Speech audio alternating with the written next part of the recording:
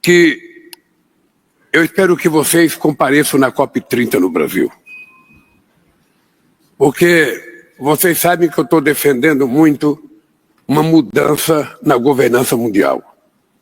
Nós não temos governança mundial hoje. A ONU não representa quase nada mais. Nenhuma decisão da ONU é cumprida.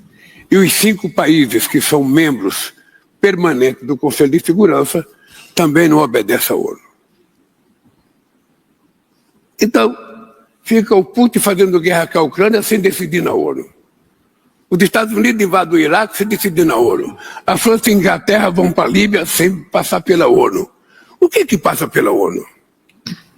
A ONU criou o Estado de Israel em 1947. Por que não criou o Estado palestino agora? Porque não tem força. A geopolítica...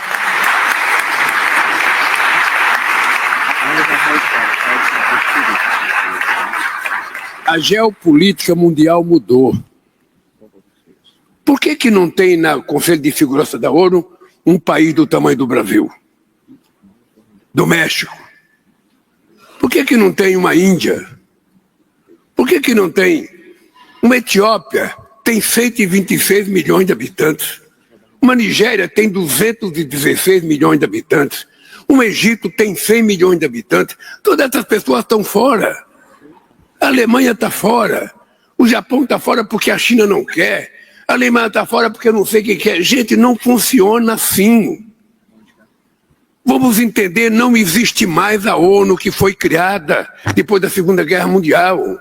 É preciso que a gente abra a nossa cabeça para entender que a ONU precisa voltar a ser representativa. Quando a gente decide alguma coisa na COP30, como se discutiu o Acordo de Paris, as pessoas não cumprem. E qual é a punição que eles têm? Nenhuma. Quando os Estados Unidos recusam a cumprir o protocolo de Kyoto e depois tenta sair do Acordo de Paris, o que vai acontecer na COP30? A gente está fazendo a COP30 na Amazônia para mostrar para as pessoas o que é a Amazônia. Porque tem muita gente que fala na Amazônia, mas tem pouca gente que conhece. E a gente quer que as pessoas vejam do que nós estamos falando. Porque dizem que a Amazônia é o pulmão do mundo. Eu já briguei com isso desde os anos 80. Eu viajava o mundo naquela época, Marina. Em qualquer país que eu chegava, não, porque a Amazônia é o pulmão do mundo, não pode desmatar a Amazônia. Eu falava, a Amazônia é o pulmão do mundo, mas a nossa dívida externa é a pneumonia. Então, por favor, nos ajuda a curar dessa pneumonia para a gente poder salvar esse pulmão. E ainda hoje...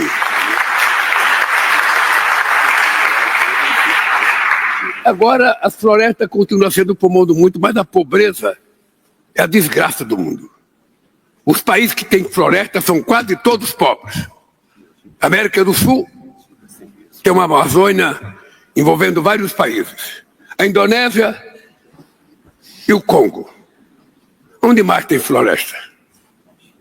E depois, os países mais ricos têm que compreender que eles têm um passivo histórico. Como eles começaram uma industrialização há muito mais tempo, eles emitiram o gás de efeito estufa há muito mais tempo. Então eles têm que pagar esse contencioso. Tem que pagar, senão não resolve o problema. Eu sei que é difícil a gente convencer, mas essa é a realidade. Vocês já tiraram proveito de poluir o planeta. Vocês já criaram o estado de bem-estar social. E nós que ainda não criamos nada, não vamos ter chance de criar? Essa é a discussão que está na mesa. E obviamente que é uma discussão que precisa de muito convencimento, muito carinho, sabe, não é na marra. E aí quando a gente decidir as coisas, quem é que vai obrigar a cumprir? Tem que ter uma governança mundial. E não vamos deixar o Trump ser o presidente dessa governança, não.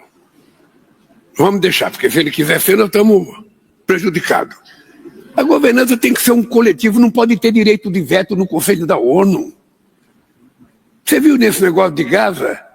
Quantas decisões foram feitas? Aí tem 14 favoráveis, um veta, não acontece nada. Dizem que tem que ser por consenso. Não precisa ser por consenso. O consenso é importante quando ele é construído. Mas se ele não for construído, vota a maioria. Isso é democracia. Então nós estamos nessa situação. Nós estamos órfãos de pai e mãe. Nós não temos uma governança global que possa, como o G20, como os BRICS, sabe, se juntar todo mundo, você ter um fórum muito representativo que quando tomar decisão, a pessoa tem que cumprir. Se não cumprir, aí sim, uma punição coletiva para as pessoas cumprirem. Porque hoje não acontece nada.